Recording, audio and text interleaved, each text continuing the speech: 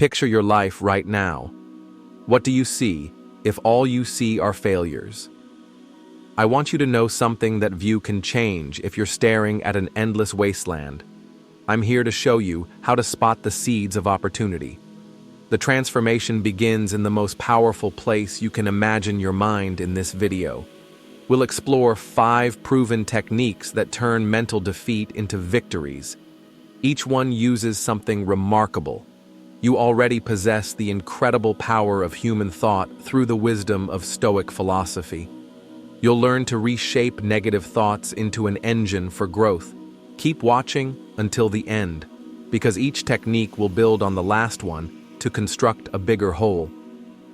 By the time we're done, these 5 strategies won't just be concepts. They'll be tools you can use every day. You'll discover how to transform what you once saw as failure into fuel for becoming stronger, more resilient, and more powerful than ever before. Think of it this way. No matter how rough your life might be right now, it could be worse. You can move around and enjoy real freedom. But one of the most famous Stoic thinkers of all time, a man who personified Stoicism and who we still read today, didn't have the good fortune to have Olympic hours. I can confidently say that every single person watching this is living a life with more freedom and opportunity than this Stoic did, because he was a slave. This slave's name was Epictetus, and he was born in the year 50 AD. He lived a hard life as a slave, as all slaves do. In fact, his leg was permanently damaged by his master. Yet despite that, Epictetus became one of the most influential philosophers in human history. So this man, who had nothing, no freedom, no possessions, no right to even live on his own, discovered something profound. While his body was in chains, his mind remained free. He realized that true power isn't in controlling your circumstances, but in controlling your response to them. Epictetus's life did eventually become better, since he was released from slavery after gaining his freedom. Epictetus didn't become bitter, even though he had every right to be. Instead, he built a school where he taught others how to find strength in adversity. His teachings were so powerful that they influenced Roman emperors, modern CEOs, and even prisoners of war who used his principles to survive unimaginable conditions. We know and honor the name of Epictetus over 1,000 years later. Think about where he started and where he ended using only the power of his mind. If Epictetus could find freedom and strength while literally enslaved, imagine what you can do with the challenges you're facing. His life proves that your circumstances don't define you, your response to them does. Let me show you how to apply his wisdom to your life. Epictetus said, "Some things are in our control and others not. Simple, right? But this basic idea can transform your life once you truly understand it." Think about your last major setback. Maybe it was a job rejection, a failed relationship, or a missed opportunity. Now grab a piece of paper and draw a line down the middle on one side. Write what you could control about that situation on the other, what you couldn't. Here's what happens. Most people waste enormous mental energy on things they can't influence. You can't change the weather, so why feel bad about it as a single person? You can't change an election outcome either. That's decided by millions of people, and you're only one person. If you lose a job where the people in charge aren't being fair, what can you do? That's outside your control. But how you did your work, that was all you, the effort you put into it. Also, this isn't just philosophy. It's practical mental fitness. Every time you catch yourself stressing about something, ask, is this in my control? If it's not, let it go completely. If it is, take action. Nothing in between. Look at what Epictetus had to work with. He was a slave. He owned nothing and could change very little material about his life before he was free. Yet he persevered. He kept his mind and his spirit strong. He had a worse deal than we do.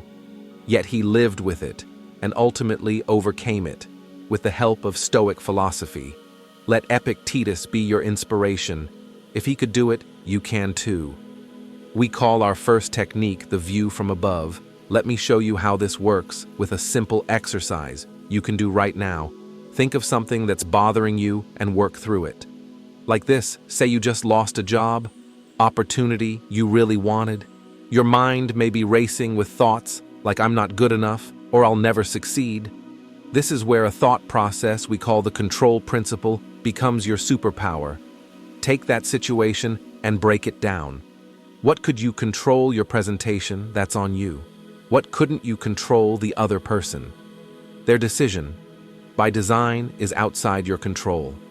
When you separate these elements, you stop carrying the weight of things you couldn't influence anyway. But here's the best part. Once you identify what you can control, you can develop an action plan. Maybe you can improve your interview skills, build a stronger portfolio, or expand your network. Suddenly, instead of feeling helpless, you're in the driver's seat. That's the kind of mental transition we want to make. Try this with any challenge you're facing. Draw the line separating what you can and can't control, and watch how your perspective shifts from feeling trapped to becoming empowered. Our second technique, self. Dialogue builds perfectly on what we just learned once you've identified what you can control. It's time to master the conversation happening in your own mind. Think about how you talk to yourself when things go wrong. Many of us become our own worst critics. I'm such a failure. Nothing ever works out. I should just give up sound familiar. Here's a powerful shift. Instead of letting these thoughts run wild, imagine you're advising your best friend. You wouldn't tell your friend they're worthless after one setback. That's excessively negative, and you know it. You'd say something like, "Okay, what can we learn from this? Or this was a tough loss, but if we recover from this, we can win. Try this right now." Take that situation you just analyzed from technique 1. When those negative thoughts come up, pause and ask, "So what would I tell someone I care about in this situation?" Then use that same compassionate, constructive voice with yourself. Marcus Aurelius, another great Stoic, wrote his famous meditations as letters to himself. He knew that self-dialogue isn't just talk. It's how we reshape our entire perspective on challenges. This brings us to our third powerful technique, finding strength through role models. The Stoics understood something crucial. We learn best through examples, not just ideas. Remember Epictetus. He became a role model for countless others, and still is one. Today, think about someone you admire who stays calm under pressure. Maybe it's a parent who faced adversity with grace, a politician who leads with poise, or even a fictional character who embodies resilience. The key isn't to idolize them, but to understand their thought process. Here's how to make this practical when you're facing a challenge. Ask yourself, how would my role model handle this? Maybe they'd take a step back before reacting. Maybe they'd look for the opportunity within the setback.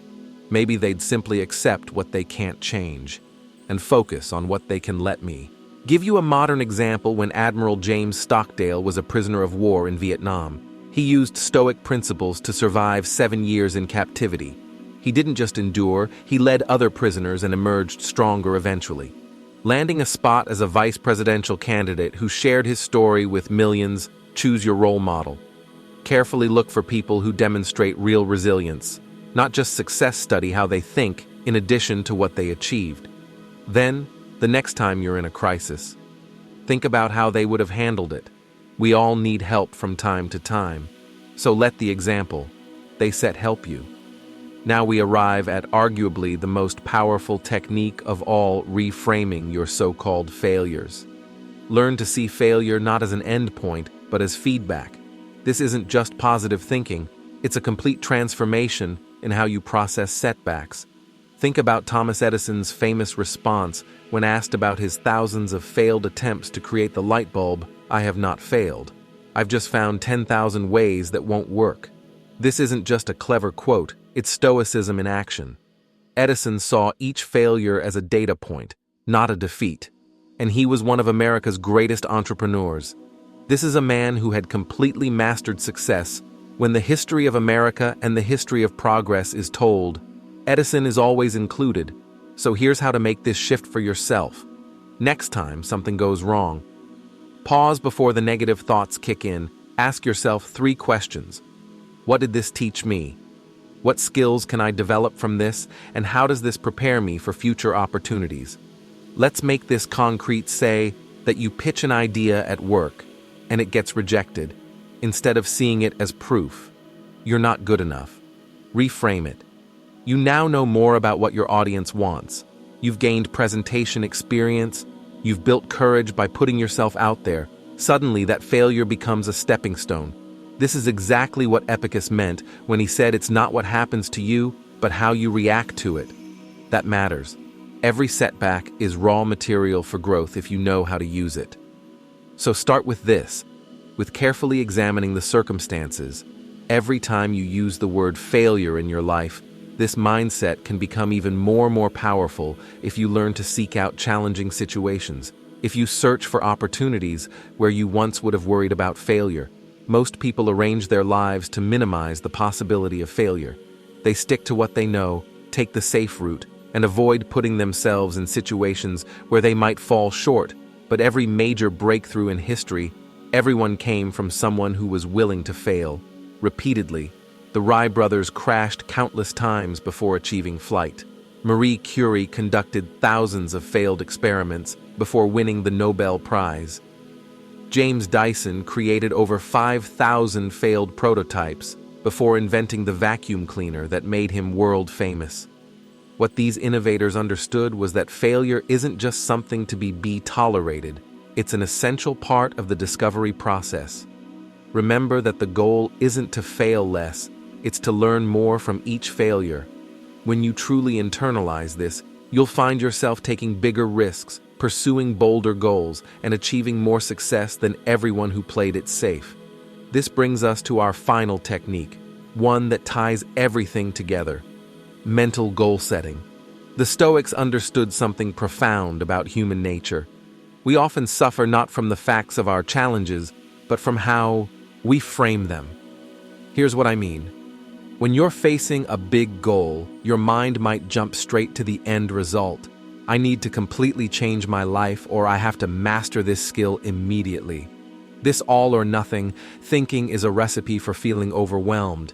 And G up instead, think like a Stoic breakdown, that mountain into manageable hills. If you want to change careers, don't start with get my dream job. Start with research, one company today, or update my resume to version 1. Remember, progress isn't about giant leaps. It's about consistent small steps. Try this approach. Take your big goal and break it into the smallest possible actions that you can't fail at that. You're sure you can do. For example, if you want to write a book, begin with the goal to write 1 paragraph. Everybody can write 4 lines. These micro goals might seem too easy, but that's exactly the point. Completing 100 micro goals, for example, adds up to one very big real goal. If your goal is to become a legend, Epictetus did it. He went from slave to renowned philosopher through countless small choices and actions made day after day. Your transformation can be achieved in the same way as we approach the end. Here, let's put it all together. I'll show you how these 5 techniques work together through a real-world example. Meet Sarah, who just opened her dream coffee shop 6 months ago. After an exciting start, she's facing a serious challenge. Revenue is down 40% from her expectations, and she's wondering if she should close down. Let's walk through how Sarah can use each technique to make the right choice and then rebound. First, Sarah applies the control principle. She takes out her notebook and draws that line down the middle on the can control side.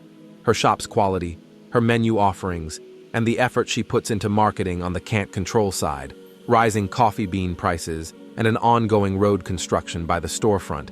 Immediately, she stops wasting energy worrying about the construction and starts focusing on what she can improve. Now comes self-dialogue. Instead of telling herself, "I'm a failure" or "my dream is dead," Sarah speaks to herself as she would to her best friend. You're learning the hardest part of business ownership right now. Every successful cafe owner faces setbacks like this for role models. Sarah researches local success stories. She reaches out to the owner of a nearby restaurant who becomes a mentor, sharing how they overcame similar challenges. Then comes reframing. Instead of seeing the 40% revenue drop as proof of failure, Sarah reframes it as valuable market feedback. Low afternoon sales means she needs to innovate at that time of day. Customer complaints about limited seating gets her to order more seating. Each problem becomes a clue for improvement. Finally, Sarah uses goal setting to break down her turnaround plan. Instead of the overwhelming goal of save the business, she creates smaller, achievable targets this week. Survey 50 customers about their preferences next week. Test 3 new menu items, end of month. Redesign seating, layout to add 6 more spots.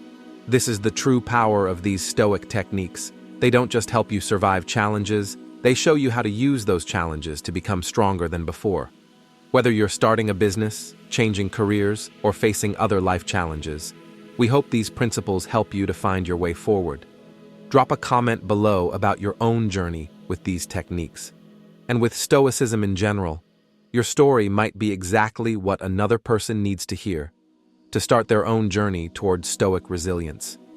Remember, like Epictetus, you have the power to transform any circumstance into an opportunity for growth.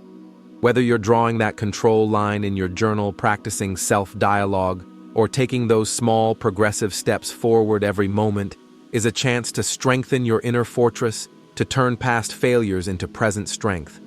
Finally, don't forget to subscribe and hit that notification bell for more videos about transforming life's challenges into fuel for growth. Until next time, keep building your resilience, one Stoic technique at a time.